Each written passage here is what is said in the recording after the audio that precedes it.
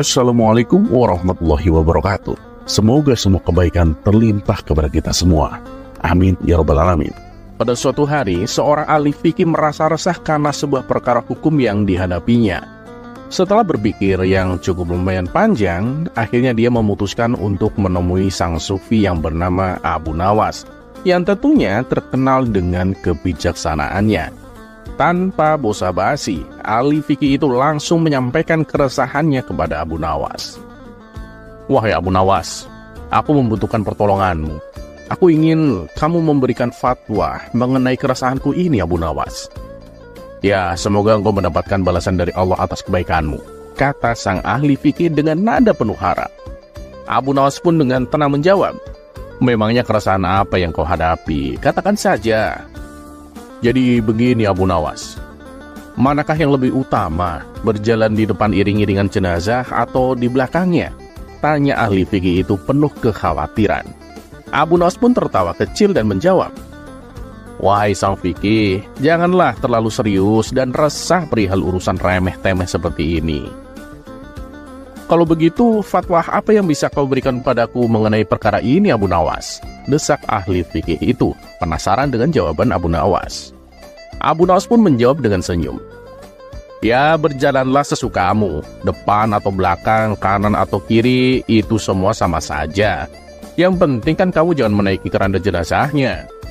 Mendengar jawaban tersebut, sang ahli fikih yang tadinya serius dan tegang berubah menjadi tawa. Ia pun pergi dengan rasa puas dan tertawa sepanjang perjalanan, merasa bahwa keresahannya telah terjawab dengan cara yang cerdik oleh Abu Nawas.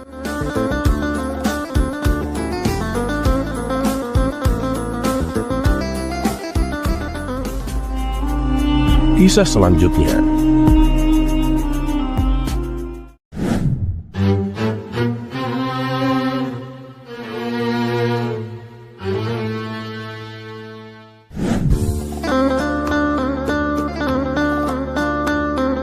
Dikisahkan, ada 3 orang yang terkenal cerdik dan pandai berkeliling negeri untuk menantang siapa saja dalam adu kepintaran. Hingga pada suatu hari mereka tiba di kampung Abu Nawas. Penduduk desa sepakat untuk menghadapi tantangan mereka dengan mengandalkan kecerdikan dari Abu Nawas. "Aku yakin Abu Nawas ini pasti bisa mengatasi 3 orang itu," ujar salah satu penduduk. Abu Nawas akhirnya setuju untuk menghadapi ketiga orang cerdik tersebut. Pertandingan kepintaran ini diadakan di tengah lapangan, sehingga masyarakat bisa menonton. Setelah semua berkumpul, acara pun dimulai. Masing-masing kontestan memperkenalkan diri, dan sebagai penghormatan, juri mempersilahkan 3 orang itu untuk bertanya kepada Abu Nawas terlebih dahulu. Orang pertama dengan nada sombong bertanya, Abu Nawas, di mana sebenarnya pusat bumi ini?" Abu Nawas pun tersenyum simpul mendengar ejekan itu dan kemudian menjawab, "Ah, itu sih gampang. Pusat bumi ini kan tepat di bawah telapak kakiku." Abu Nawas pun merapatkan kakinya dan sedikit membungkuk, menunjukkan bahwa pusat bumi ada di bawahnya. Orang pertama tertegun dan hanya bisa terdiam. Orang kedua yang tidak terima segera bertanya dengan nada keras, "Terus bagaimana kamu bisa membuktikan hal itu?" "Ya, jika kalian nggak percaya atas jawabanku, ukur aja sendiri," jawab Abu Nawas dengan santai. Orang kedua yang merasa tertantang mengajukan pertanyaan lagi. "Ya sudah, berapa jumlah banyak bintang di langit?" Abu Nawas pun menjawab dengan tenang, "Bintang-bintang di langit itu jumlahnya sama dengan rambut yang tumbuh di keledai milikku ini." Orang kedua itu tak puas dan bertanya lagi, "Lantas bagaimana kamu bisa membuktikan hal itu?" "Nah, jika kamu nggak percaya, ya hitung saja rambut keledaiku ini.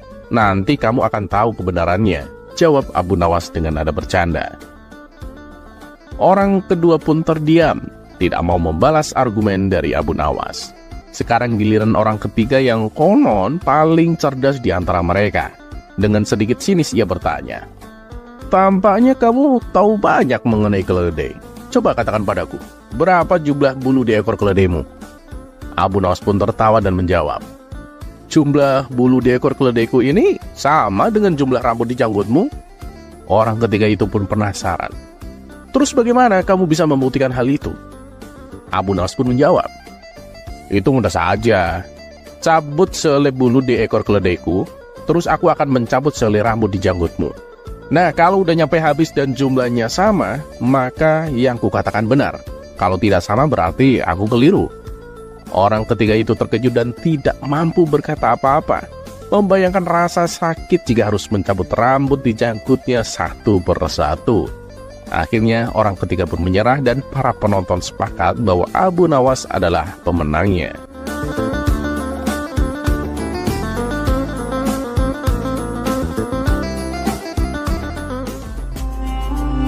Kisah selanjutnya.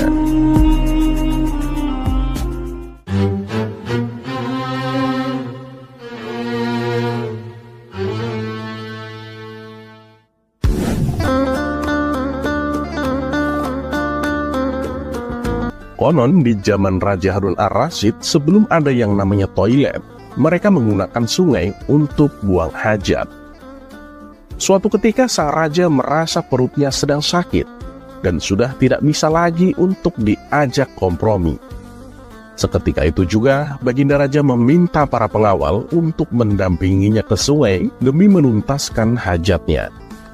Kebetulan sungai itu mengalir dari utara ke arah selatan. Dan sudah menjadi kebiasaan di kalangan masyarakat. Jika sang raja sedang buang hajat di sungai, maka rakyat dilarang keras buang hajat di sebelah utaranya Baginda Raja. Karena dikhawatirkan kotoran tersebut akan mengalir ke arah selatan dan mengenai badan sang raja. Bagi yang melanggar, maka akan mendapatkan hukuman berat dari sang raja. Namun kali ini peraturan tersebut tidak diindahkan oleh Abu Nawas. Abu Nawas dengan santainya juga ikut buang hajat di sebelah utara, agak jauh dari sang raja. Di saat Baginda Raja sedang asik buang hajat, tiba-tiba saja ada suatu benda yang menyenggol pantatnya. Tanpa berpikir panjang, benda tersebut langsung dipegang dan dilihat oleh sang raja. Alangkah kagetnya, ternyata benda tersebut adalah kotoran manusia. Spontan saja, hal itu membuat Baginda Raja naik pitam. Dan seketika itu juga, Baginda Raja menyuruh para pengawal untuk menyusuri sungai di belahan utara dan mencari tahu siapa yang berani buang hajat. Dan benar saja, di sebelah utara, agak jauh dari posisi sang raja, terlihat sosok Abu Nawas sedang buang hajat dengan santainya dan bersiul-siul. Saat itu juga, para pengawal langsung menangkap dan membawanya ke hadapan Baginda Raja untuk dihukum. Ketika di hadapan raja, Abu Nawas protes kenapa dia ditangkap dan akan dihukum. Baginda Raja pun menjelaskan bahwa perbuatan Abu Nawas telah melecehkan privasinya dan menginjak-injak harga dirinya sebagai seorang raja. Kamu keterlaluan, Abu Nawas.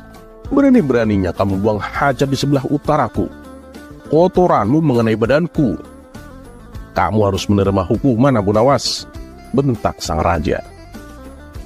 Maaf Paduka, tunggu sebentar, sela Abu Nawas. Tunggu apa? Kali ini tidak ada lagi ampunan bagimu, Abu Nawas, sahut sang raja dengan geram. Tunggulah sebentar Paduka yang mulia. Tolong beri saya kesempatan untuk menjelaskannya. Saya melakukan itu semua karena saya sangat menghargai engkau, Paduka yang mulia, kata Abu Nawas. Mendengar hal itu, Raja Harun ar-Rasyid pun sedikit tertegun dengan apa yang disampaikan oleh Abu Nawas. Perbuatan seperti itu, kamu bilang untuk menghormatiku? Tanya raja keheranan. Begini Paduka yang mulia, selama ini kan jika Paduka mengadakan perjalanan, baik dengan rakyat ataupun bersama pengawal, tidak ada satupun dari mereka yang berani mendahului jalannya Paduka. Begitu juga dengan hamba Paduka yang mulia. Ketika saya ikut rombongan Paduka, posisi berjalan saya tidak berani mendahului Paduka. Itu semua saya lakukan karena saya menjaga tata krama dan sopan santun kepada Paduka, kata Abu Nawas membela diri. Ya, itu bagus. Tapi apa hubungannya dengan perbuatanmu sekarang ini? Tanya sang raja. Paduka, saya menghormati Paduka itu tidak setengah-setengah. Itu kenapa saya buang hajat memilih di sebelah utara Paduka. Karena saya khawatir, jika di sebelah selatannya Paduka, maka nanti kotoran saya tidak sopan, karena sudah berani berjalan mendahului kotorannya Paduka. Itu semua saya lakukan karena rasa hormat saya kepada Paduka yang mulia. Jelas Abu Nawas. Mendengar penjelasan Abu Nawas, Baginda Raja pun malah tertawa terbahak-bahak. Ia tak jadi marah dan menghukum Abu Nawas. Akan tetapi, Abu Nawas malah diberi hadiah karena alasannya yang masuk akal dan juga telah menghibur dirinya.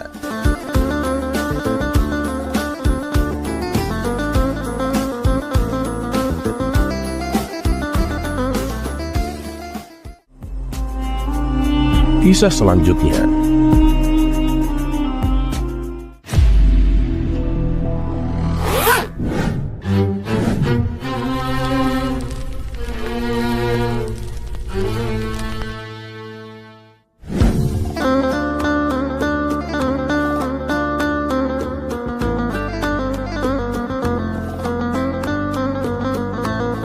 Suatu ketika, ada seorang pemuda yang sedang mengalami masalah besar. Sudah berbulan-bulan masalah itu tak kunjung selesai. Si pemuda lalu curhat kepada kawan-kawannya. Ia berharap mendapatkan jalan keluar atas musibah yang menimpanya. Namun tak satu pun masukan ataupun solusi dari temannya yang bisa membantu mengurai masalah yang menghimpit dirinya. Lalu salah satu sahabat dekatnya menyarankan supaya ia meminta nasihat kepada Abu Nawas. Dan keesokan harinya, tanpa pikir lama-lama, si pemuda langsung mendatangi rumah Abu Nawas. Tuan Abu, saya minta tolong Tuan. Saya mempunyai masalah besar yang sampai saat ini belum ada jalan keluarnya. Pinta si pemuda kepada Abu Nawas. Memangnya apa masalahmu? Coba ceritakan, sahut Abu Nawas. Si pemuda lalu menceritakan masalahnya. Berulang kali ia meneteskan air mata sambil sesenggukan di hadapan Abu Nawas. Wah, masalahmu ini begitu berat anak muda. Saran saya sih perbanyaklah ibadah dan berdoa. Mintalah pertolongan kepada Allah.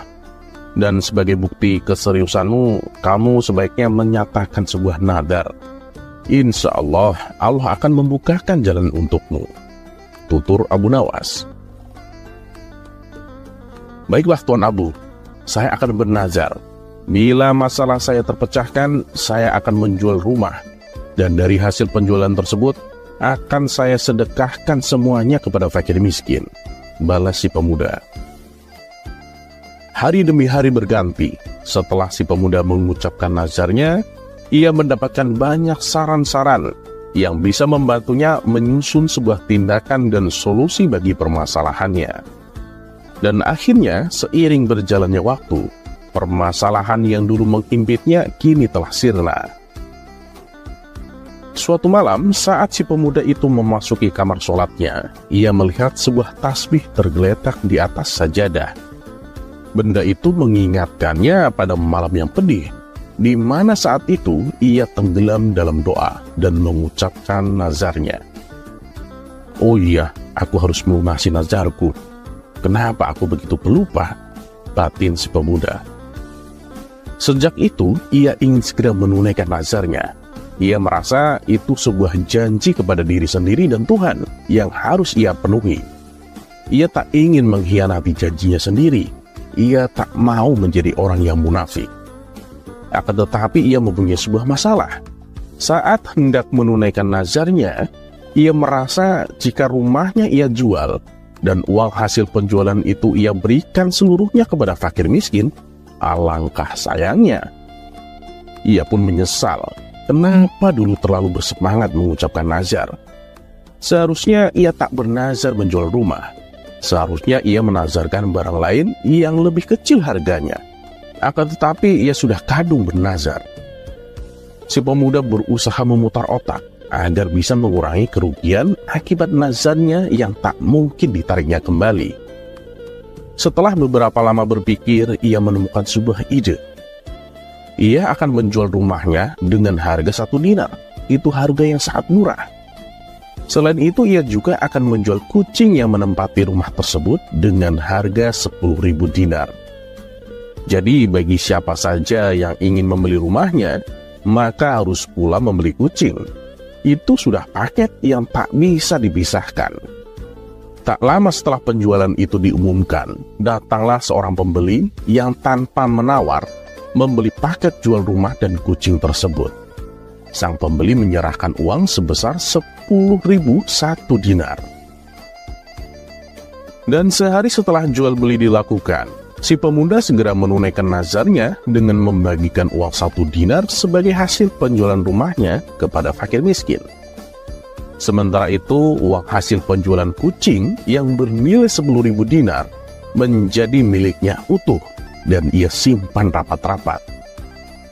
Dan di kemudian hari, uang 10.000 dinar itu ia belikan rumah lagi untuk ditinggali. Pada suatu ketika, Abu Nawas mendatangi si pemuda. Pemuda, nazarmu sudah kau tunaikan belum?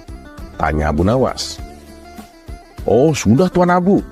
Uang hasil penjualan rumahku sudah aku sedekahkan semua kepada fakir miskin, Tuan, jawab si pemuda. Memang berapa yang kau sedekahkan? Tanya Abu Nawas kembali. Ya, semuanya Tuan Abu. Jumlahnya 1 dinar. Karena kan saya menjual rumah hanya seharga 1 dinar, Tuan, balas si pemuda. Wah, kenapa bisa murah sekali itu? Tanya Abu Nawas heran. Saya menjual sepaket dengan kucing yang mendiami rumah tersebut, Tuan. Tapi harga kucingnya 10.000 dinar. Nah, uang hasil penjualan kucing saya gunakan untuk membeli rumah lagi, kata si pemuda menjelaskan. Mendengar itu, muka Abu Nawas pun memerah menahan amarah. Karena tak sepantasnya kita seorang hamba yang hina ini mencoba mengingkari ataupun mengakali janji kita kepada penguasa langit dan bumi.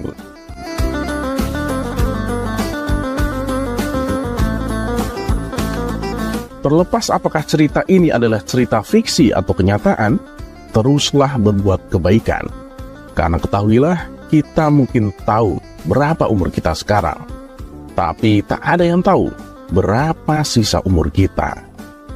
Dan seperti biasa, terima kasih. Wassalamualaikum warahmatullahi wabarakatuh.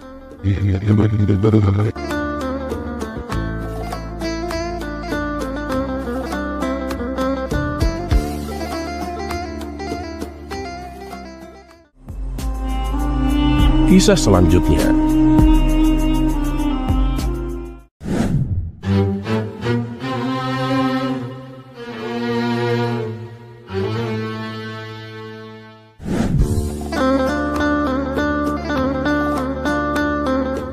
Suatu hari, seluruh pegawai istana diberitahu untuk berkumpul di istana oleh Baginda Raja bersama para menteri. Setelah semua bawahannya berkumpul, Baginda Raja lalu menyampaikan maksudnya. Kalian semua, aku undang ke sini karena ada beberapa hal yang ingin aku sampaikan. Yang pertama, aku ucapkan terima kasih kepada kalian karena selama ini kalian telah bekerja keras membantu mengurus negeri kita yang tercinta ini, kata Baginda Raja.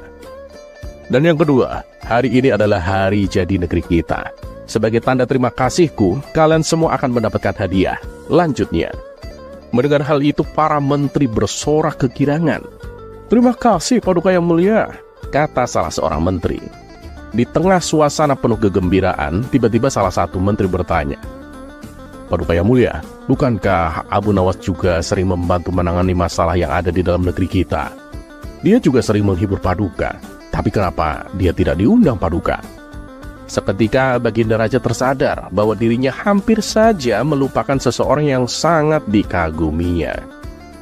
Wah, terima kasih kamu telah mengingatkanku, kata Baginda Raja, dan kemudian memerintahkan beberapa pengawal untuk segera memanggil Abu Nawas. Tidak lama kemudian datanglah Abu Nawas ke istana menghadap Baginda Raja. Sesaat Abu Nawas sempat terkejut karena ia melihat seluruh menteri istana berkumpul tanpa ada satupun yang absen. Ampun Paduka yang mulia, ada gerangan apa Paduka memanggil hamba? Sepertinya ada masalah yang serius, tanya Abu Nawas. "Ah, tidak ada masalah apa-apa, Abu Nawas. Justru ini adalah hari yang penuh kebahagiaan," balas Baginda Raja. "Alhamdulillah kalau begitu Paduka. Tapi ada tujuan apa hamba dan semuanya diperintah menghadap Paduka?" tanya Abu Nawas kembali.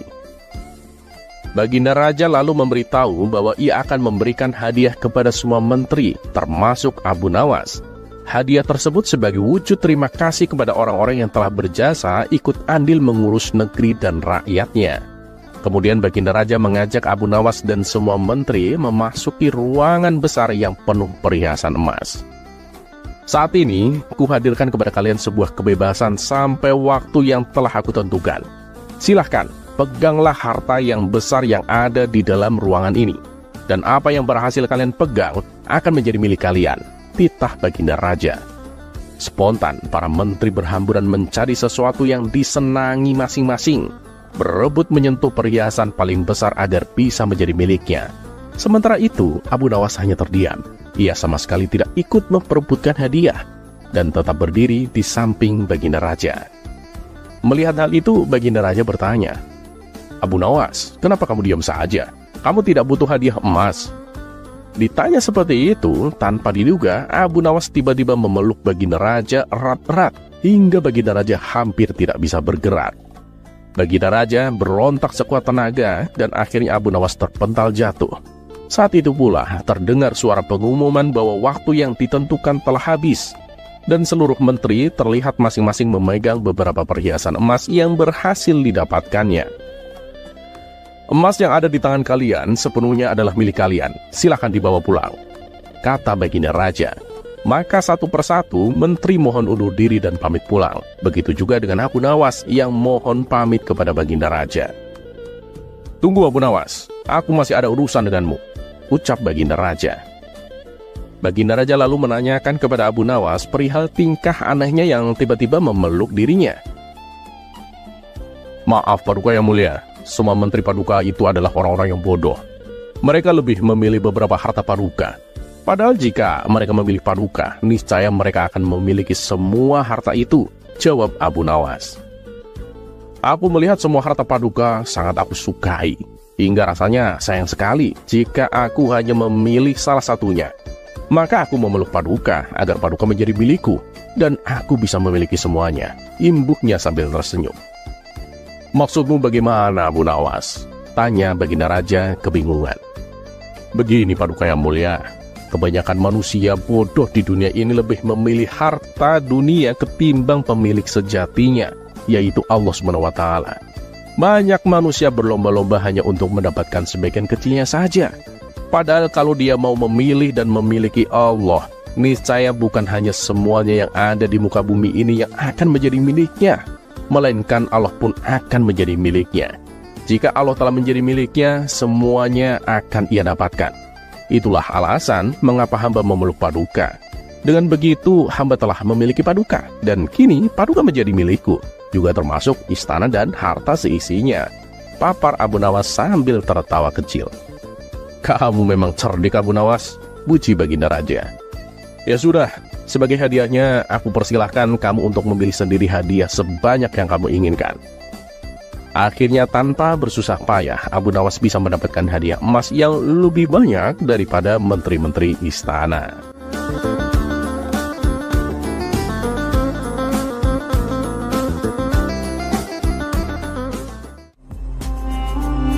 Kisah selanjutnya.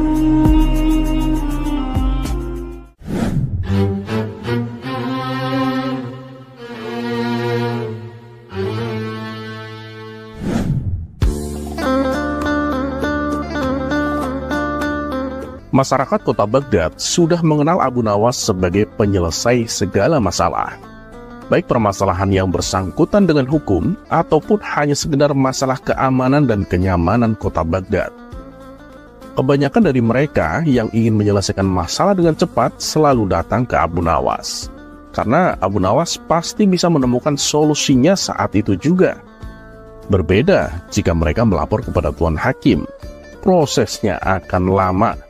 Dan tak jarang pula mereka dimintai uang untuk biaya persidangan, yang mana hasilnya juga belum tentu sesuai dengan harapan. Dan keadaan tersebut pun berlaku pada kisah kali ini, yang mana belakangan kota Baghdad dihebohkan dengan kehadiran rombongan para pengemis buta. Mereka datang dari luar kota dengan cara berjalan kaki. Setiap hari mereka memasuki pasar dan mendatangi rumah-rumah warga untuk meminta-minta. Awalnya masyarakat merasa iba dan sering memberi mereka sedekah. Tapi lama-kelamaan rombongan pengemis buta ini menjadi kurang ajar. Apabila ada pedagang yang menolak memberi sedekah, mereka mengamuk. Mereka membawa dalih agama untuk membela diri. Mereka mengatakan bahwa mereka adalah orang yang berhak dibantu, orang yang berhak dikasihani, dan orang yang berhak diberi sedekah. Dan meneriaki kepada siapa saja yang gak mau memberi sedekah dengan kata sombong, pendusta, dan aniaya. Tak sampai di situ saja, mereka juga merusak dagangannya dengan tongkat yang mereka bawa. Tentu saja si pedagang tak berani melawan, karena jumlah mereka lumayan banyak. Dan setiap kali mereka meminta sedekah, mereka selalu memaksa untuk diberi. Para pedagang yang sudah tak tahan dengan ulah komunitas pengemis itu, kemudian mendatangi rumah Abu Nawas untuk mengadu. Mereka tak mengadukan masalah ini kepada Tuan Hakim, karena mereka kapok dengan proses yang berbelit-belit dan belum tentu hasilnya memuaskan. "Bagaimana nih Abu Nawas? Kami sangat terganggu dengan kehadiran mereka," kata salah satu pedagang. "Iya Abu Nawas, mereka sekarang udah makin kurang ajar. Minta-minta dengan cara memaksa. Kami datang kepadamu karena kami khawatir dengan jumlah mereka yang banyak itu," timpal yang lainnya. Setelah mendengar pengaduan mereka, Abu Nawas lalu berkata, "Memangnya jumlah pengemis itu ada berapa sampai kalian takut menghadapinya?" "Mereka kira-kira ada 20-an orang Abu Nawas, dan semuanya masing-masing membawa tongkat untuk merusak dagangan kami," jawab para pedagang. "Oh pantesan. Yaudah begini aja. Masalah ini biar aku yang akan menyelesaikannya. Besok aku akan mengerjai mereka. Sekarang kalian pulanglah," tutur Abu Nawas. Mereka pun lalu membubarkan diri dan meninggalkan rumah Abu Nawas. Dan singkat cerita, pada keesokan harinya, pergilah Abu Nawas ke pasar untuk mencari keberadaan rombongan pengemis buta. Setelah mencari ke sana kemari, ternyata mereka sedang berkumpul di sebuah warung. Abu Nawas pun lalu menghampiri mereka. Kemudian Abu Nawas mengeluarkan kantong dan membantingnya supaya terdengar suara kemerincing. "Ambillah uang itu dan bagi-bagikan di antara kalian," kata Abu Nawas mengerjai. Padahal kantong tersebut bukanlah berisi uang, melainkan berisi kepingan besi-besi kecil yang sudah ia siapkan. Dan Abu Nawas kemudian ikut nimbrung bersama para pengemis itu. Mengetahui ada orang yang memberi mereka sekantong uang, masing-masing dari mereka segera bangkit berdiri. Salah satu pengemis yang memegang kantong uang itu mencoba membagikan kepada masing-masing mereka. Tapi belum sempat ia meraba isi kantong itu, Abu Nawas yang memang sedari tadi membaur dengan mereka langsung berteriak, "Mana bagianku? Jangan kau ambil semua uang itu," kata Abu Nawas berakting menjadi bagian dari mereka.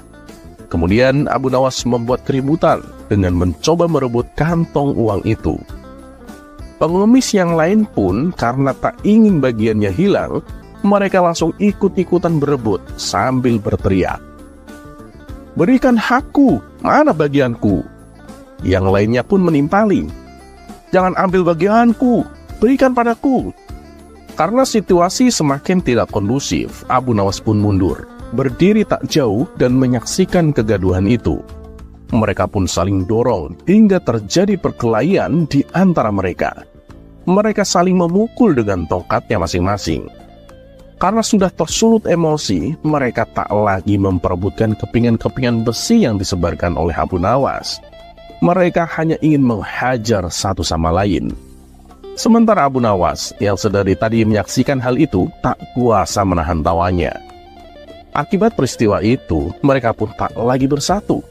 Masing-masing memilih untuk berpisah dan meninggalkan kota Baghdad.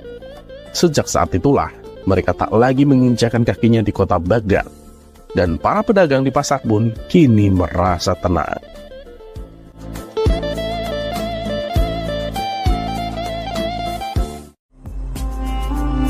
Kisah selanjutnya.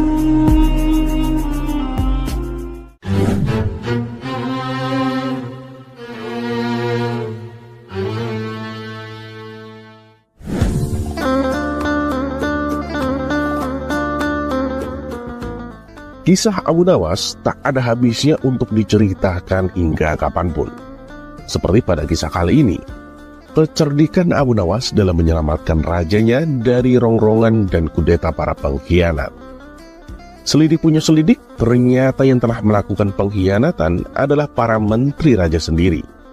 Dan berkat bantuan Abu Nawas yang pandai ini, akhirnya bisa ditemukan juga nama menteri yang telah berkhianat. Berikut kisah lengkapnya.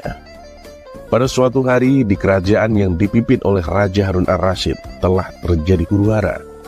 Rakyatnya tak lagi mendapat ketenangan seperti biasanya karena telah terjadi penculikan dan pembunuhan yang misterius.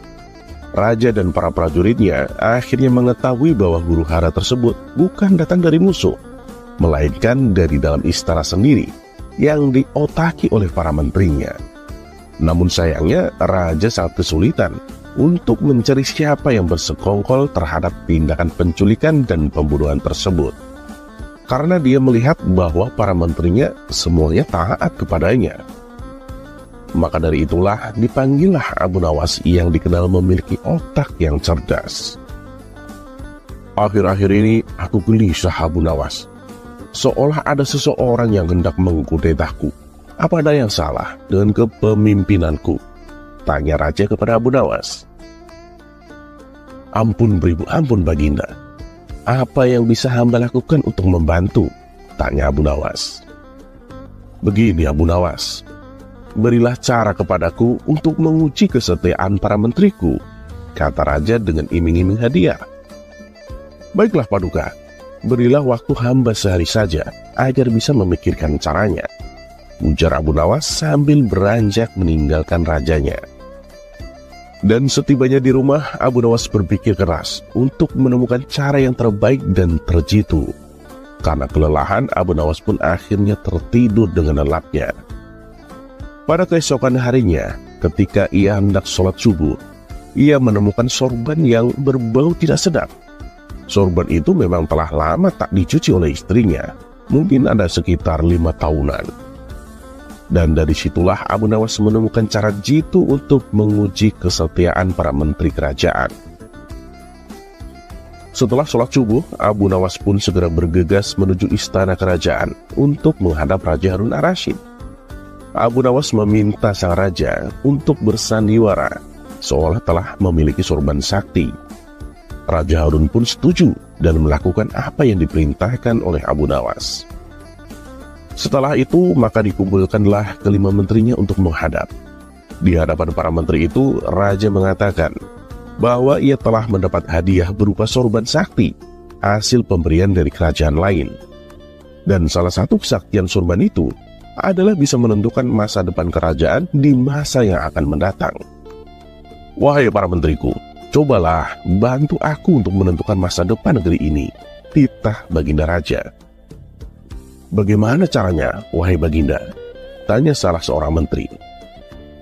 Masing-masing dari kalian, coba ciumlah sorban hadiah ini secara bergantian. Nah, apabila berbau wangi, maka kerajaan ini akan abadi selamanya. Tapi bila baunya busuk, maka kerajaan ini tidak akan lama lagi akan segera runtuh, jelas sang raja. Sesuai dengan perintah raja, para menteri satu persatu memasuki ruangan untuk mencium sorban sakti tersebut. Setelah semuanya telah mendapatkan giliran, maka dikumpulkanlah lagi menteri-menterinya. Bagaimana baunya? Tanya raja. Paduka yang mulia, sorban ini baunya sangat harum. Niscaya kerajaan ini akan tetap abadi, Paduka, jawab menteri pertama. Menteri kedua dan menteri ketiga pun menjawab sama dengan menteri pertama. Intinya adalah mereka berusaha untuk membuat rajanya senang. Kini giliran menteri keempat dan kelima angkat bicara. Di luar dugaan, Menteri keempat dan kelima ini mengatakan bahwa sorban sakti tersebut baunya busuk dan menyengat hidung. Mendengar pernyataan menteri keempat dan kelima itu, raja akhirnya murka dan membuka rahasia bahwa sorban yang dikiranya sakti tersebut adalah milik Abu Nawas yang memang sudah usang dan tak dicuci lama sekali. Bergetarlah badan para menteri pertama, kedua, dan ketiga. Ya, kini aku tahu siapa di antara kalian yang telah berkhianat kepadaku. Kalian telah terbukti berbohong, dan kalian pantas untuk masuk penjara, ujar Raja Harun. Menteri pertama, kedua, dan ketiga segera ditangkap dan dimasukkan ke dalam penjara. Kepada menteri keempat dan kelima, Raja Harun memberikan hadiah kepada mereka karena kesetiaan yang telah diberikan. Tak lupa juga, Abu Nawas mendapat bagian hadiah yang telah dijanjikan oleh Raja Harun kemarin hari. Terlepas apakah cerita ini adalah cerita fiksi atau kenyataan, karena hikmah adalah barang hilang seorang muslim. Di mana ia menemukannya, maka ia berhak mengambilnya.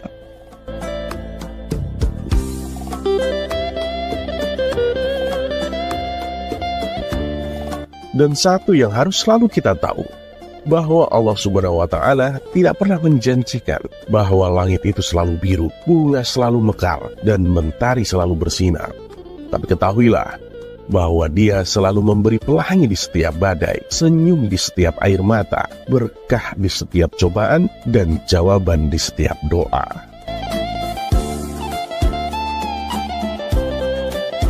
Dan seperti biasa, terima kasih. Wassalamualaikum warahmatullahi wabarakatuh.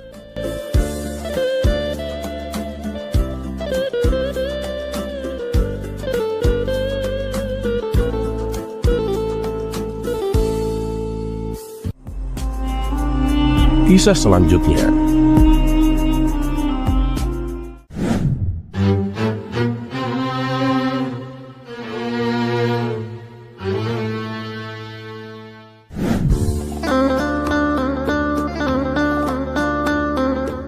Diceritakan bahwa Abu Nawas mempunyai istri yang sangat cantik.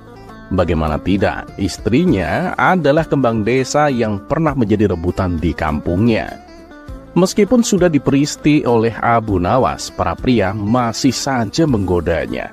Hingga akhirnya Abu Nawas pun mengerjai mereka. Dan walhasil, para pria tersebut menjadi kapok berurusan dengan Abu Nawas.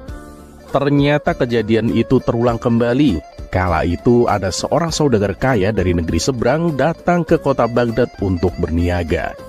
Saudagar tersebut terkenal dengan sifat mata keranjangnya, sehingga apabila melihat wanita cantik, ia selalu berusaha untuk memilikinya. Suatu ketika, tanpa sengaja, ia melihat istri Abu Nawas yang sedang berjalan pulang dari pasar. Si saudagar sangat terpesona melihat kecantikannya. Segera saja saudagar itu mencari tahu siapa gerangan wanita yang baru saja dilihatnya. Setelah bertanya kepada warga setempat, barulah ia mengetahui bahwa wanita itu adalah istri Abu Nawas. Tanpa menunggu lama, ia segera mendatangi rumah Abu Nawas. Setibanya di sana, terlihat Abu Nawas sedang duduk santai di depan rumah. "Hei Abu Nawas, kaukah itu?" tanya si saudagar. "Ya, Anda siapa ya?" tanya Abu Nawas. "Aku saudagar kaya dari negeri seberang," jawabnya. "Oh, dari mana kamu tahu namaku?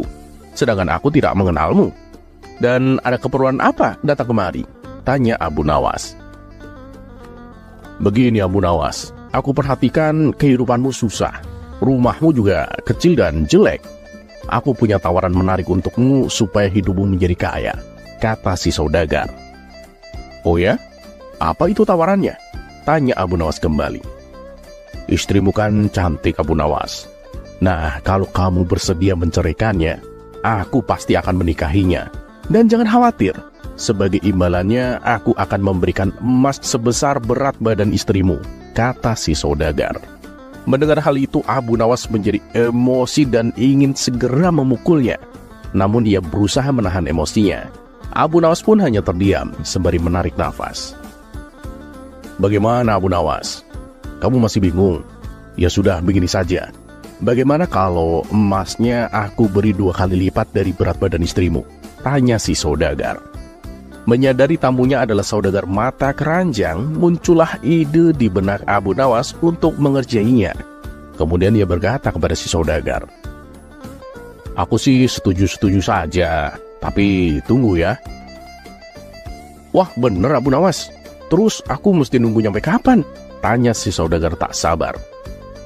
"Tunggu saja sampai istriku berat badannya menjadi 1 kintal. Dengan gitu kan aku bisa mendapatkan emas 2 kintal, jawab Abu Nawas. "Itu sih percuma. Mana mungkin aku mau punya istri berbadan jumbo begitu," gerutu si saudagar. Lantas ia pun pergi meninggalkan rumah Abu Nawas, sementara Abu Nawas tertawa terpinggal-pinggal melihat reaksi saudagar kaya tersebut.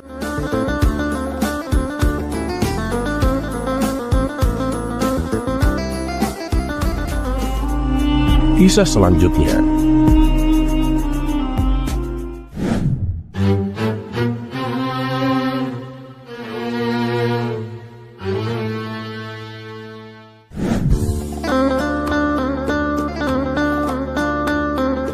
Suatu hari, Abu Jahil kebingungan karena panci yang biasa ia gunakan untuk menanak nasi ternyata bocor. Karena itu ia memutuskan untuk meminjam panci dari tetangganya yang baik hati, si Hasan. Hasan sering membantu orang lain yang membutuhkan. Tanpa ragu, ia meminjamkan pancinya kepada Abu Jahil. "Hei kawan, bolehkah aku meminjam pancimu?" tanya Abu Jahil. "Oh ya boleh dong Abu Jahil. Memangnya kenapa dengan pancimu?" tanya Hasan. "Tadi pas aku mau menanak nasi, pancinya rusak," jawab Abu Jahil. Hasan pun meminjamkan pancinya kepada Abu Jahil. Namun namanya juga Abu Jahil. Setelah meminjam barang, ia tidak segera mengembalikannya. Baru setelah seminggu berlalu, Abu Jahil mengembalikan panci tersebut kepada Hasan. Namun ia tidak menyadari bahwa pisau miliknya tertinggal di dalam panci tersebut, dan Hasan pun juga tidak mengetahuinya. 3 hari kemudian, saat Hasan hendak menggunakan panci, ia menemukan pisau di dalamnya. "Ini pasti punya Abu Jahil ini. Sebaiknya aku kembalikan kepadanya," pikir Hasan. Ia pun segera bergegas menuju rumah Abu Jahil. Saat itu Abu Jahil sedang dibuat geram karena ayam-ayamnya mati dimangsa seekor musang. Kejadian itu terjadi tepat di depan matanya. Meski ia sudah mencoba mengusir musang tersebut, musang itu malah berbalik menyerangnya. Abu Jahil pun terpaksa berlari menyelamatkan diri. Ketika sedang merenungi kejadian semalam, datanglah Hasan membawa sebilah pisau. "Abu Jahil, pisaumu tertinggal di rumahku," kata Hasan. "Oh ya? Kenapa bisa ada di rumahmu?" tanya Abu Jahil. "Ya, tempo hari waktu kamu mengembalikan panci, pisaumu tertinggal di dalamnya," jawab Hasan. Mendengar hal itu, muncullah niat licik pada diri Abu Jahil. Ia mendapatkan ide untuk menuntut ganti rugi atas musibah kematian ayam-ayamnya. "Nah, berarti gara-gara kamu nih ayam-ayamku dimangsa musang," bentak Abu Jahil, membuat Hasan heran. Bukannya berterima kasih, Abu Jahil malah memarahinya. "Maksudmu apa Abu Jahil? Kenapa kamu menyalahkanku?" tanya Hasan tak mengerti. "Tadi malam seekor musang memakan ayam-ayamku. Andai saja pisauku ini segera kamu kembalikan, musang itu pasti bisa kubunuh, dan aku tidak akan kehilangan ayam-ayamku," kata Abu Jahil. Hasan pun semakin bingung mendengar cerita Abu Jahil yang aneh itu. Padahal Abu Jahil sendiri yang salah karena meninggalkan pisau di dalam panci. Hasan mencoba membela diri, tetapi Abu Jahil bersikeras bahwa Hasan harus bertanggung jawab. "Aku tidak mau tahu. Pokoknya kamu harus mengganti semua ayam-ayamku yang telah mati," tegas Abu Jahil. Hasan yang takut dengan Abu Jahil akhirnya memilih menuruti permintaannya. Ia pun memberikan sejumlah uang sebagai ganti rugi kepada Abu Jahil. Selepas Hasan pergi, Abu Jahil merasa senang karena mendapatkan uang pengganti atas ayam-ayam yang mati dimakan musang. Dan keesokan harinya, Abu Nawas datang ke rumah Hasan. Ia juga ingin meminjam panci milik Hasan. "Aku nggak bisa Abu Nawas," kata Hasan menolak permintaan Abu Nawas. Mendengar hal itu, Abu Nawas pun terkejut. "Kamu kenapa Hasan? kok sekarang jadi pelit begini? Apa aku harus menyewanya agar kamu dapat uang? Tanya Abu Nawas. Bukan begitu, tapi aku nggak ingin kejadian kemarin terulang lagi, Abu Nawas, jawab Hasan. Memangnya apa yang telah terjadi, Hasan? Tanya Abu Nawas penasaran. Hasan pun kemudian menceritakan peristiwa antara dirinya dengan Abu Jahil. Setelah mendengar cerita Hasan, Abu Nawas berkata, "Oh, jadi karena itu. Emang benar-benar kurang ngajar banget si Abu Jahil. Nggak bisa dibiarin ini. Kamu harus membalas perlakuannya, Hasan." "Aku nggak berani, Abu Nawas. Nanti yang ada malah dia menghajarku," jawab Hasan. "Jangan khawatir, Hasan. Aku akan membantumu. Orang seperti dia harus diberi pelajaran agar tidak berbuat sewenang-wenang kepada orang lemah sepertimu," tutur Abu Nawas. Abu Nawas pun kemudian menyusun rencana untuk membalas perlakuan Abu Jahil. "Hasan, jika kamu ingin uangmu kembali, kamu harus menuruti perkataanku," perintah Abu Nawas. Hasan pun mengangguk tanda setuju. Besoknya Abu Nawas menyebarkan kabar bahwa Hasan tiba-tiba menjadi gila. Kabar ini dengan cepat menyebar ke seluruh penjuru kota Baghdad. Beberapa warga yang kenal dengan Hasan merasa kasihan, sementara yang lain merasa penasaran. Mereka pun bertanya kepada Abu Nawas apa yang menyebabkan Hasan menjadi gila. "Semua itu karena ulah Abu Jahil," jawab Abu Nawas. Sontak para penduduk yang mendengar menjadi geram dan menghujat Abu Jahil. Dalam waktu sehari, nama Abu Jahil menjadi bahan pergunjingan. Akhirnya kabar ini sampai juga ke telinga Abu Jahil. Tidak terima dengan fitnah yang beredar, ia mengadu kepada Tuan Hakim. Abu Jahil menuntut agar Abu Nawas dipenjara dan membayar ganti rugi karena telah mencemarkan nama baiknya. Abu Nawas pun dipanggil ke ruang sidang, dan singkat cerita, datanglah Abu Nawas memenuhi panggilan Tuan Hakim. "Woi Abu Nawas, apa benar kamu menyebarkan berita bahwa Hasan menjadi gila gara-gara Abu Jahil?" tanya Tuan Hakim. "Benar, Tuan Hakim yang mulia," jawab Abu Nawas. Abu Jahil yang tidak terima meminta Abu Nawas untuk menunjukkan buktinya. "Mana buktinya kalau Hasan telah gila?" tanya Abu Jahil. "Baik, aku akan buktikan sekarang," jawab Abu Nawas. Ia kemudian mengundang Hasan untuk memasuki ruangan sidang. Di situ Hasan bertingkah seolah-olah menjadi orang gila. "Ini buktinya, yang mulia. Hasan telah gila gara-gara Abu Jahil," jelas Abu Nawas. "Abu Nawas, bisa saja kan dia berpura-pura gila. Dan aku juga tidak merasa melakukan itu," protes Abu Jahil. Keduanya pun bertengkar hebat dan tidak ada yang mau mengalah. Guna meredam situasi, Tuan Hakim menyuruh mereka untuk berhenti. "Diam, ini bukan pasar. Ini adalah ruangan sidang. Saya harap kalian berdua mau menghormatinya," ujar Tuan Hakim dengan tegas. "Baiklah Abu Nawas, sekarang beritahu aku, kesalahan apa yang diperbuat oleh Abu Jahil sehingga membuat Hasan menjadi gila?" tanya Tuan Hakim. "Begini yang mulia, seminggu yang lalu Abu Jahil meminjam panci kepada Hasan. Tapi ia tak segera mengembalikannya. Akibatnya selama beberapa hari Hasan tidak bisa menanak nasi dan terpaksa hanya memakan dedaunan. Itulah yang menyebabkan Hasan menjadi gila yang mulia," terang Abu Nawas. Mendengar cerita yang tidak masuk akal itu, Abu Jahil pun tertawa. "Yang mulia, ini jelas mengada-ngada. Apa hubungannya panci dengan penyakit gila? Lagi pula, jika nggak ada panci, dia kan bisa memakai kuali. Mana ada orang yang tidak makan nasi menjadi gila. Saya minta Abu Nawas segera dihukum yang mulia, dan membayar ganti rugi kepadaku karena dia telah mencemarkan nama baikku," tuntut Abu Jahil. Tuan Hakim sependapat dengan Abu Jahil. Ia menyalahkan Abu Nawas atas perbuatannya. "Kamu ini ada-ada saja Abu Nawas. Apa nggak ada cerita lain yang lebih masuk akal?" sindir Tuan Hakim. "Tunggu dulu yang mulia," jawab Abu Nawas. Mendadak seisi ruangan sidang menjadi hening. Semua mata tertuju ke arah Abu Nawas. "Sekarang aku mau tanya, apakah tidak ada alat lain selain pisau untuk membunuh musang? Katanya hanya gara-gara pisau tertinggal di panci tetangga, seseorang tidak bisa membunuh musang. Akibatnya tetangga itu disuruh membayar ganti rugi karena ayam-ayamnya mati dimangsa seekor musang. Apakah itu masuk akal?" kata Abu Nawas dengan penuh percaya diri. Mendengar hal itu, Tuan Hakim menjadi heran dan penasaran. Loh, memangnya ada orang seperti itu? Siapa orangnya? Tanya Tuan Hakim.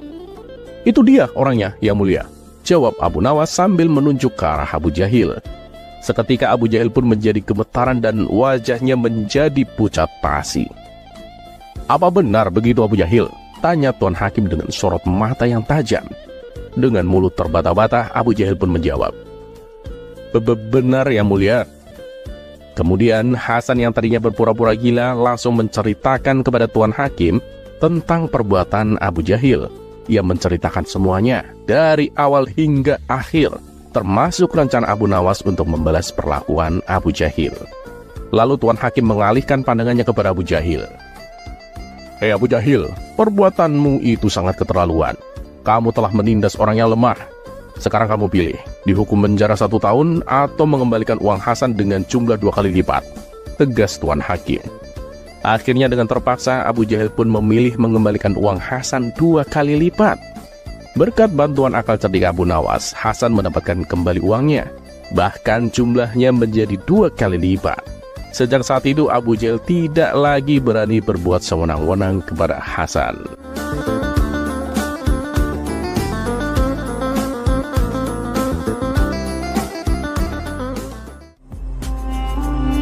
Kisah selanjutnya.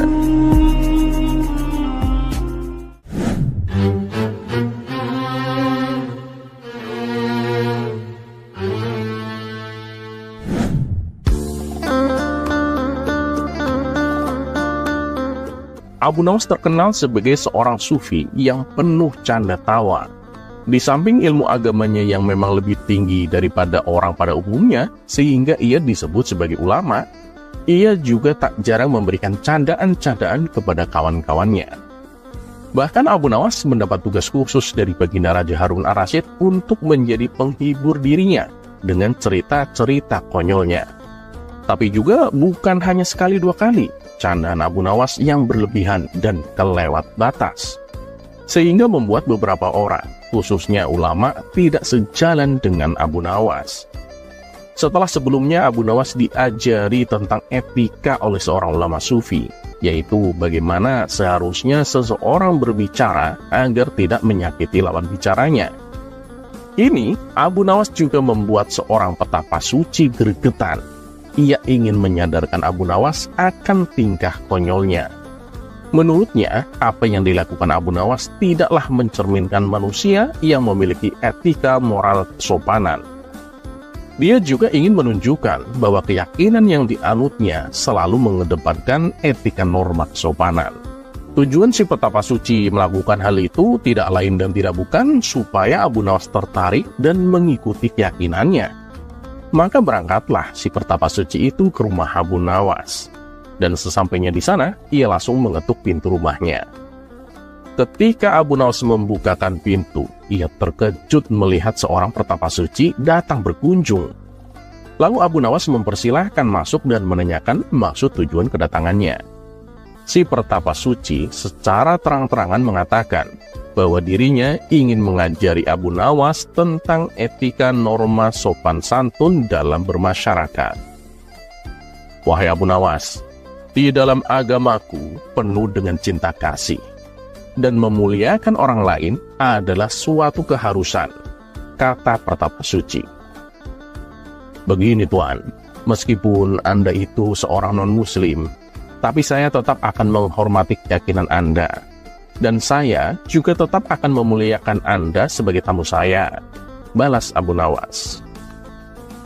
Rupanya di sepanjang obrolannya, si petapa suci tak henti-hentinya mendoktrin Abu Nawas untuk ikut ke dalam keyakinannya.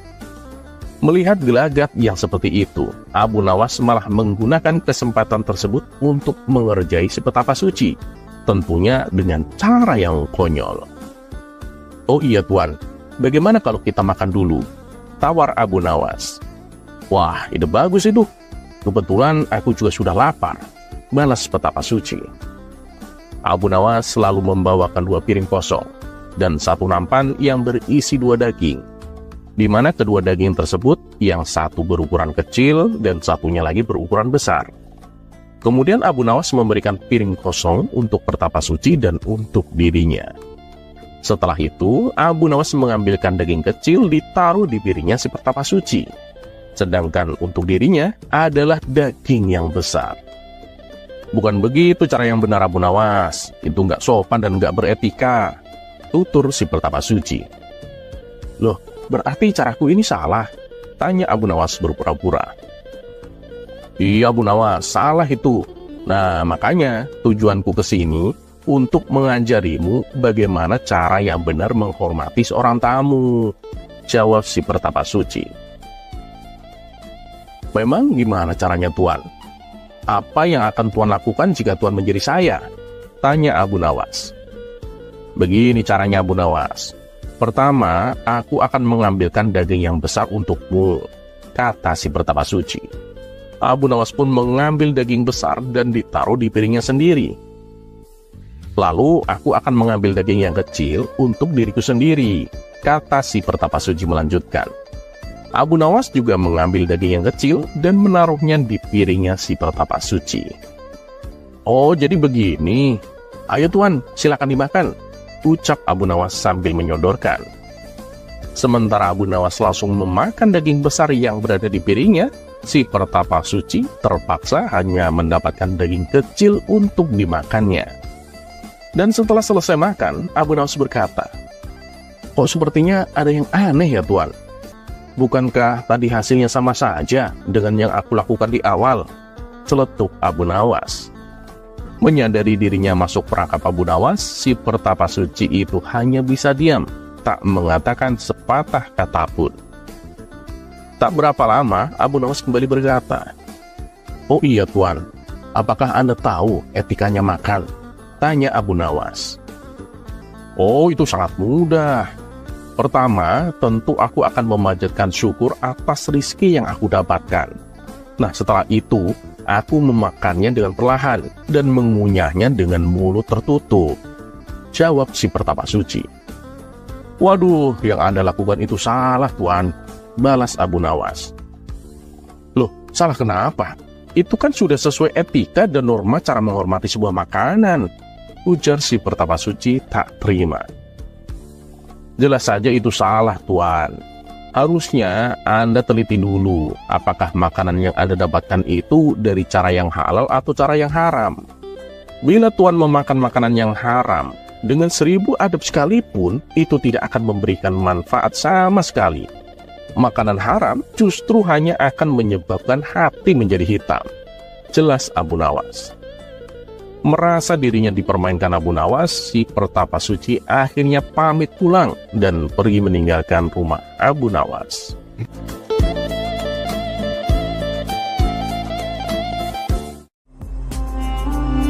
Kisah selanjutnya.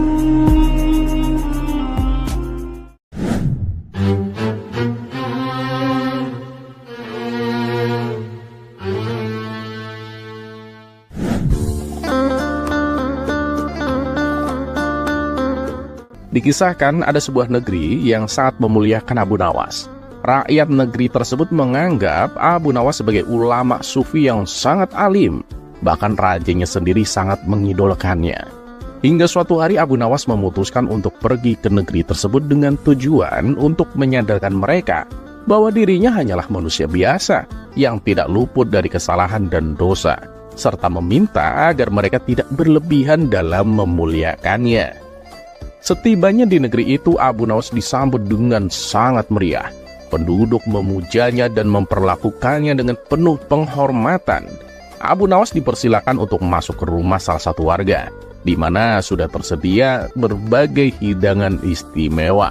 Saking menghormatinya, air bekas tangan Abu Nawas pun menjadi rebutan orang-orang. Namun perlakuan yang berlebihan itu membuat Abu Nawas merasa risih. Ia tidak suka dengan sambutan yang diterimanya. Ia pun mencari cara untuk membuat penduduk negeri itu tidak lagi memujanya secara berlebihan. Salah seorang dari mereka memberitahu Abu Nawas bahwa sebentar lagi raja mereka akan datang menemuinya. Kesempatan ini segera dimanfaatkan oleh Abu Nawas untuk memulai rencananya.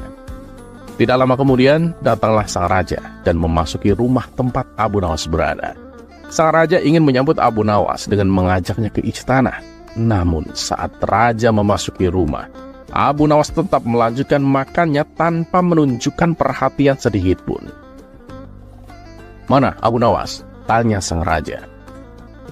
"Itu dia Paduka," jawab para warga. "Yang sedang makan itu?" tanya sang raja memastikan.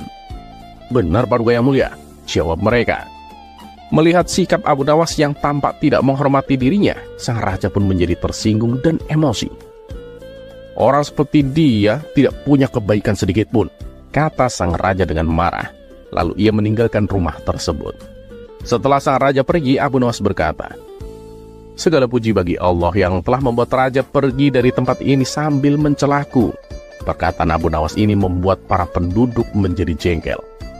"Abu Nawas, dia mencelamu karena kamu tidak punya sopan santun. Dia itu seorang raja, kamu harus menghormatinya," ujar salah satu warga.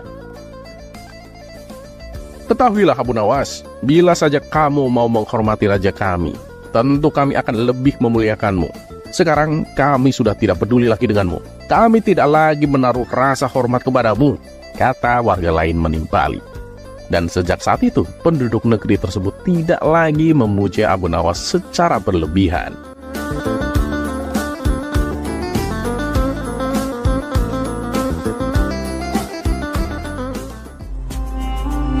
Kisah selanjutnya.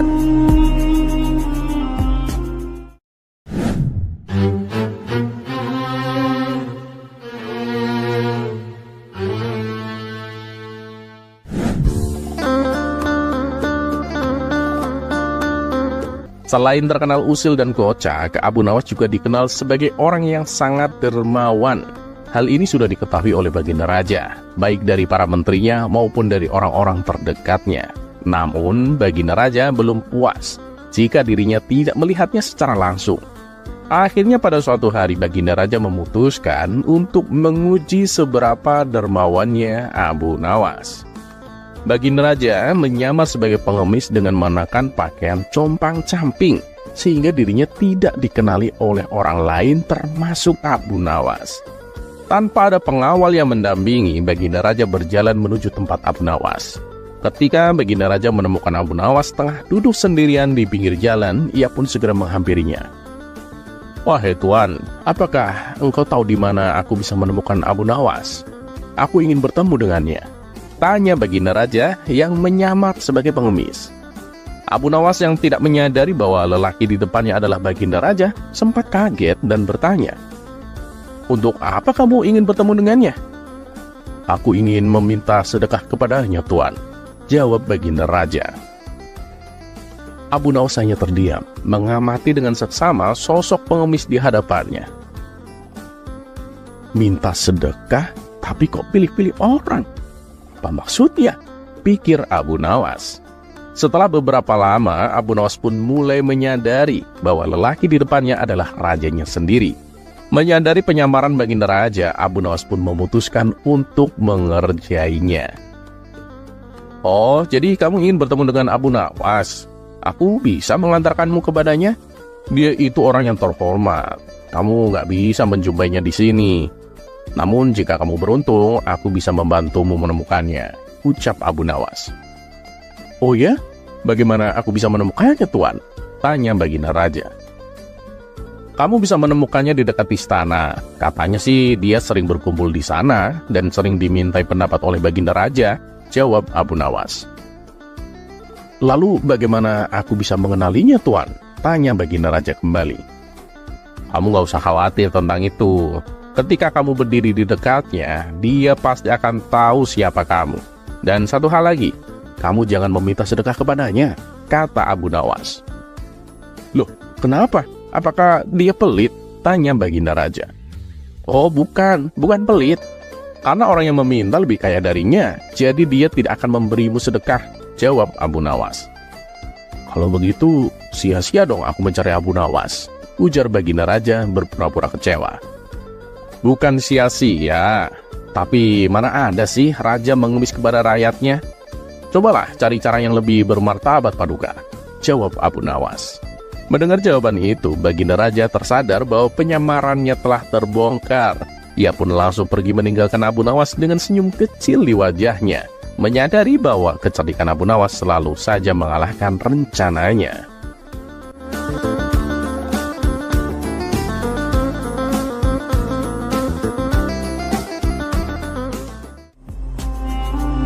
Kisah selanjutnya.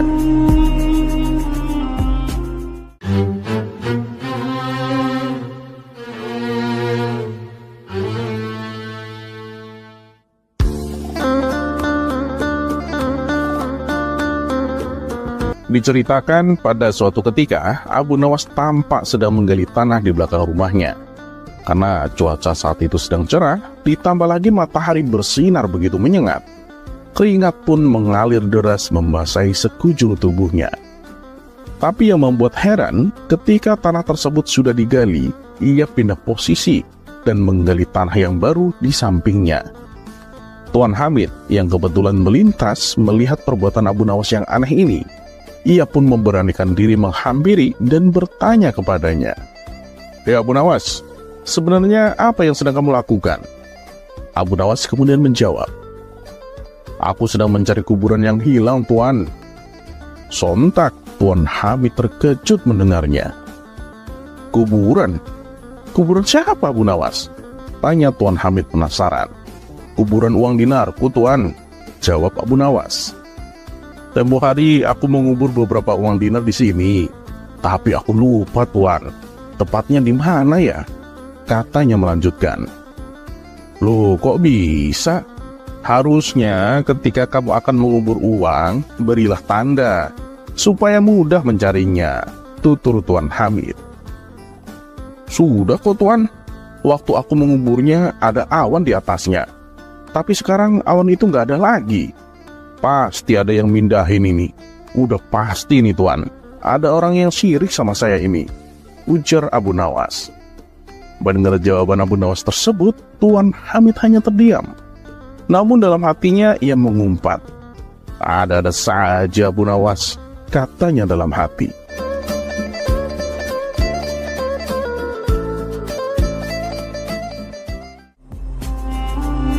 Kisah selanjutnya.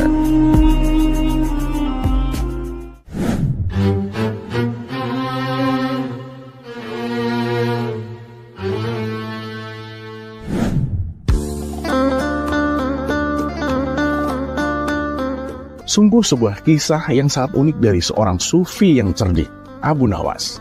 Tetap bisa tenang menemukan solusi jitu, walaupun dalam situasi genting dan penuh tekanan. Dan kisah ini bermula ketika situasi di kampung Abu Nawas sedang marak pencurian. Beberapa tetangga Abu Nawas sudah menjadi korbannya. Pelakunya terbilang sangat nekat, sebab ia beraksi hanya seorang diri. Namun apabila ada yang berani melawan atau menghalang-halangi, si pencuri tak segan-segan untuk melukai, bahkan membunuhnya. Tentu saja hal ini membuat resah para warga. Berbagai upaya sudah dilakukan untuk mengungkap siapa pelakunya. Tapi si pencuri sangatlah cerdik, sehingga identitasnya sulit untuk diketahui. Akhirnya para warga meminta bantuan istana supaya kampungnya dijaga. Maka Baginda Raja mengirim puluhan prajurit untuk menjaga keamanan. Beberapa prajurit disiagakan di tempat-tempat rawan pencurian, sementara beberapa prajurit lainnya bertugas berkeliling kampung. Namanya saja pencuri cerdik, ia bisa dengan mudah menyelinap tanpa ketahuan. Dan kali ini, rumah Abu Nawas yang akan menjadi sasarannya. Saat tengah malam tiba, si pencuri memanjat atap rumah Abu Nawas. Sang istri yang masih terjaga menyadari kehadiran si pencuri. Ia pun segera membangunkan Abu Nawas. "Suamiku, di atap rumah kita sepertinya ada orang," kata sang istri kepanikan. Abu Nawas pun terkejut dan terbangun. "Gimana nih? Apa yang harus kita lakukan?" tanya sang istri. Sejenak Abu Nawas terdiam. Kalau ia melawan, itu tidak mungkin. Bisa-bisa ia mati terbunuh, pikir Abu Nawas. Di saat suasana sedang genting itu, tak menyurutkan Abu Nawas untuk kehilangan akal cerdiknya. "Aku punya ide, kamu turuti saja perintahku," kata Abu Nawas kepada istrinya. Setelah Abu Nawas memberitahu rencananya, sang istri langsung mengiyakan. Kemudian dengan suara lantang sang istri berkata, "Suamiku, ini karung isinya uang semua. Dari mana kau mendapatkan uang sebanyak ini?" Abu Nawas pura-pura emosi dan menjawab, "Tengah malam begini kamu membangunkan aku hanya untuk menanyakan asal uang itu?" Sang istri kembali berkata, "Iya, karena aku penasaran uang sebanyak ini kau dapat dari mana?" Abu Nawas pun membalas, "Dulu semasa muda aku ini perampok yang paling ditakuti. Nah, uang itu hasil rampokanku." "Ah, aku gak percaya. Kamu pasti bohong," ujar sang istri. "Istriku, jika kamu tahu rahasianya, pasti kau akan percaya," tutur Abu Nawas. "Ya, cobalah kau ceritakan. Aku ingin tahu," timbal istrinya.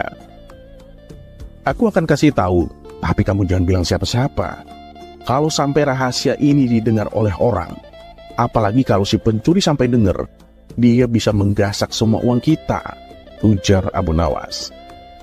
"Iya, tenang, aku nggak akan mengatakan kepada siapa-siapa," balas istrinya. "Begini istriku, jadi dulu waktu aku merampok, aku memanjat atap rumah yang akan aku satroni. Terus aku melihat ke atas langit. Apabila bulan belum muncul, aku akan menunggunya," kata Abu Nawas. "Menunggu bulan? Untuk apa?" tanya istrinya pura-pura penasaran. "Justru disinilah rahasianya. Apabila bulan sudah muncul, aku akan terjun dari atap rumah, tapi dengan mengucapkan mantra 3 kali. Wik, wik, wik," kata Abu Nawas memberitahu. "Terjun dari atap rumah? Nggak bahaya tak?" tanya sang istri. "Ya enggak lah, aman. Dengan mantra itu, cahaya bulan akan membuatku melayang dan jatuh perlahan. Itulah kenapa aku menunggu bulan muncul. Dan dengan mantra itu juga, aku bisa masuk ke dalam rumah orang tanpa bisa dilihat siapapun. Dan aku bisa menggasak semua hartanya tanpa ketahuan," kata Abu Nawas menjelaskan. Sementara si pencuri yang ada di atap rumah Abu Nawas menguping pembicaraan mereka berdua. "Wah, keren juga caranya. Ampuh mantranya. Bodoh kau Abu Nawas, malam ini hartamu akan aku kuras tanpa kau sadari," kata si perampok dalam hati. Ia pun langsung memakai cara Abu Nawas dan mengucapkan mantra rahasianya. Pas sekali, cahaya bulan sangat mendukung untuk aksiku. Bulan bersinar sangat terang, kata si pencuri. "Wik, wik, wik," ucap si pencuri dengan lantang. Kemudian ia langsung terjun dari atap rumah. Apa yang terjadi selanjutnya membuat Abu Nawas sedikit tertawa geli. Si pencuri jatuh ke tanah dengan kondisi terluka parah. Tulang rusuknya patah, tulang kakinya juga patah. Tangan dan kakinya pisah, kupingnya jadi 2, matanya ada di samping hidung. Si pencuri menggeliat dan berteriak kesakitan. Mendengar ada kegaduhan di depan rumah Abu Nawas, para tetangga beramai-ramai mendatanginya. "Ada apa Abu Nawas? Siapa orang ini?" tanya salah satu warga. "Ya inilah pencuri yang selama ini meresahkan kita," jawab Abu Nawas. Dan tak lama kemudian, prajurit istana yang menjaga keamanan datang dan meringkus si pencuri. Ya, walaupun seperti di sinetron India, polisi datangnya pasti belakangan. Dan suasana kampung pun kini menjadi aman kembali.